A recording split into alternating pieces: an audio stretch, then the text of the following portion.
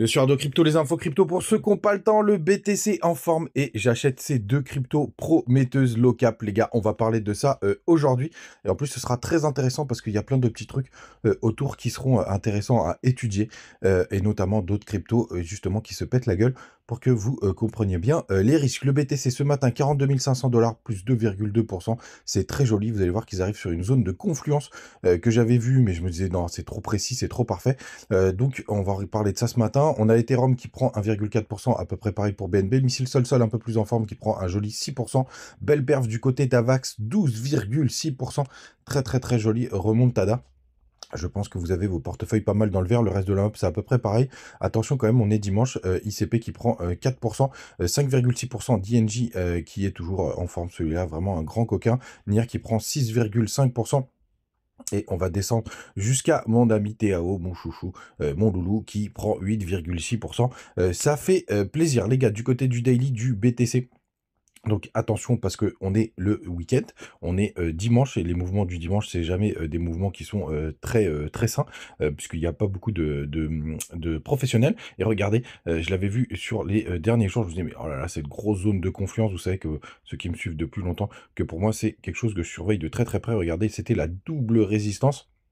Donc du support qui était formé ici et du support de cette zone et regardez on est venu la taper parfaitement. Alors bien évidemment on peut décaler un petit peu pour que ça tombe pile dessus, mais regardez elle fait elle fait une belle office de résistance. Donc s'il y a un retournement, je serais pas surpris que ce soit dans cette zone, les gars.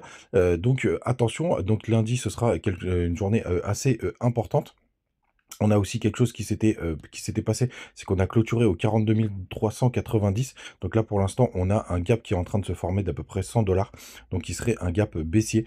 Sinon, ce que vous en aurez imaginé. Donc là, on aurait un petit trou dans la cotation. On ouvrirait un petit peu au-dessus. Ça ferait un petit trou. Et c'est ce qu'on appelle un gap par rapport aux contrats futurs qui, je le rappelle, sont ouverts du lundi au vendredi. Et que du coup, bah, le week-end, il n'y a pas. Du côté de THBTC, vous savez que je continue de le surveiller. Comme je vous disais, moi, ce que j'attends avec précision, c'est d'aller rechercher les 0,68. On n'en est plus très très loin, hein, les gars. C'est très très propre ce qui est en train de se passer. Alors, justement, est-ce que BTC pourra continuer de corriger comme je vous le disais hier, moi, j'attends toujours cette target au niveau des 36 000 $ parce que je pense que ce serait beaucoup plus sain pour le cours. Mais néanmoins, si tout le monde s'agite et commence à acheter du BTC maintenant, on peut tout simplement les front run, c'est-à-dire s'arrêter avant du côté de THBTC. Donc j'attends les 0,53 qui serait pour moi un très fort signal. Pour l'instant, on est en train de s'amuser et regarder, de s'appuyer sur le nuage Ishimoku. On va voir vraiment ce que ça va donner. Mais surveillez cet indicateur de très très près. TAO qui continue de pousser. Ah ben non, je suis pas sur TAO, là sur mes projections, ouais, pour le coup. Bon, pardon, bon, de toute façon, TAO, on va aller jeter un œil, puisque j'ai cité son nom, là, c'est sur mes projections. Bah tiens, ça fait longtemps, on va passer en weekly. De toute façon, il faut qu'on le regarde. Comme ça, vous avez les targets weekly, ma target weekly, enfin ma target pour la fin du bull run. N'oubliez pas, c'est entre les 177 000 $ et les 240 000 $. Et oui, messieurs, dames, ça fait plaisir à entendre. Et comme ça, je vous l'ai dit, même si c'était pas prévu, d'aller sur ce petit graphique. Donc du côté du weekly, la bougie, elle est très très belle, hein. Vous voyez, ça fait une espèce de petit marteau avec une longue mèche comme ça veut dire vraiment de rachat. Alors attention parce on avait fait la même chose juste là. Attention aussi, regardez en weekly, on a cette résistance qui est la Tenkan qui est en train de faire office de résistance. Alors c'est pas une résistance très très forte, mais attention. Et vous avez en plus la Kinjun encore une fois vers les 36 000 $, 37 000 là juste là, qui pourrait faire office de support. Vous avez toutes les targets, les gars, on continue. Je vous montre vite fait TAO parce que vu que j'en ai parlé, ce serait malvenu de pas vous montrer le graphique. Si j'arrive à le récupérer, puisque ça déconne, c'est pas grave. Hop, TAO. Tac, il est là, mon chouchou. Donc TAO, moi je vous en avais parlé que quand il y avait le retracement au niveau des 0,5, c'était vraiment un excellent entrée. On se rapproche de son ATH, hein, puisque c'était à peu près à 400 $.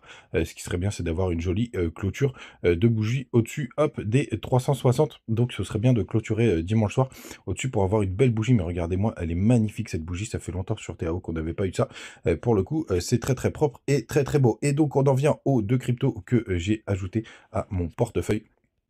Et pour vous montrer aussi que c'est très important de bien étudier la tokenomics et aussi que c'est des projets, quand vous avez des projets low-cap qui peuvent s'éclater au sol, je vais prendre l'exemple de Root qui a été pas mal partagé dans le portefeuille et qui a eu des gros soucis donc de liquidité et donc justement des gens qui sont pas mal sortis du projet, qui aurait pu être une crypto sur lesquelles je serais rentré. Tout simplement, et vous voyez là qui fait moins 40%. Et donc ça, c'est la problématique évidemment des low cap, hein. Même d'ailleurs, c'est un plus gros market cap que ce que que les cryptos dont je vais vous montrer. Pour le coup, avoir une grosse correction. Donc il faut vraiment avoir le cœur accroché, hein. C'est ça que je voulais vous dire, les gars. Il faut vraiment avoir le cœur accroché sur des low cap parce que ça peut bouger dans tous les sens. Donc où est-ce qu'elles sont ces low cap? Ben, ce serait sur des exchanges décentralisés, mais j'utilise beaucoup en ce moment, c'est celui de BitGet. Donc quand vous êtes juste ici, vous allez ici dans Web3.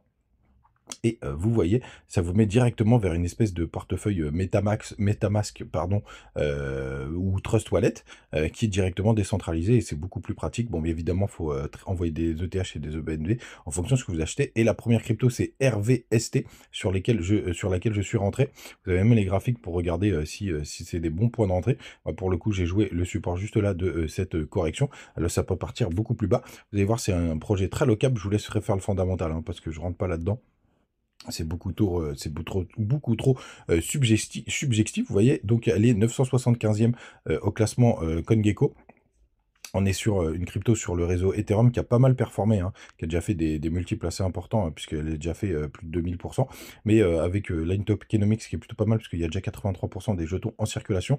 On est sur un market cap de 17 millions, donc un possible x10, et ben, pour le coup, là, ce serait assez cohérent. Même, franchement, c'est des cryptos sur lesquels je vise des x100, puisque ça ferait 1,7 milliard.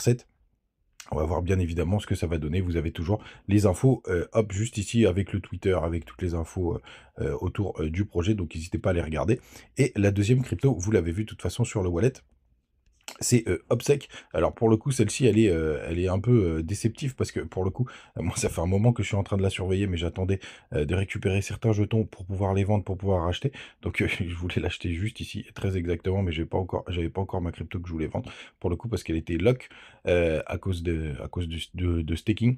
Et entre-temps, bah, elle a fait quasiment 70%. Mais c'est pas grave, je suis rentré dessus. Mais il faut avoir le cœur bien accroché pour le coup. D'ailleurs, elle a fait un petit peu de retournement. Et pareil, Obsec, c'est un très beau projet qu'on a déjà partagé aussi du côté du Telegram. Donc, n'hésitez pas à nous rejoindre. Pour le coup, elle qui a fait, qui a déjà fait, qui a plus de 400%, donc pas énorme, toujours à peu près pareil comme l'autre, on est à 17 millions de market cap en full diluate.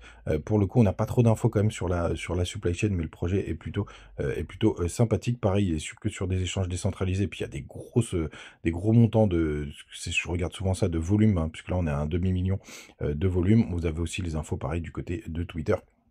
C'est un tout petit projet, pour le coup, low cap, qui à mon avis, pourrait faire des merveilles. Les gars, n'hésitez pas à m'en mettre en commentaire, si vous avez des avis, des idées, parce que c'est toujours très intéressant. Les gars, passez un très très bon dimanche. Évidemment, n'oubliez pas de profiter des bonus si vous vous inscrivez du côté de BitGet. Pour le coup, il y a plein de petites crypto pépites. Il y a souvent mes cryptos préférés et vous avez aussi celui de BingX pour toutes les autres. Passez une très bonne journée. À demain. Ciao.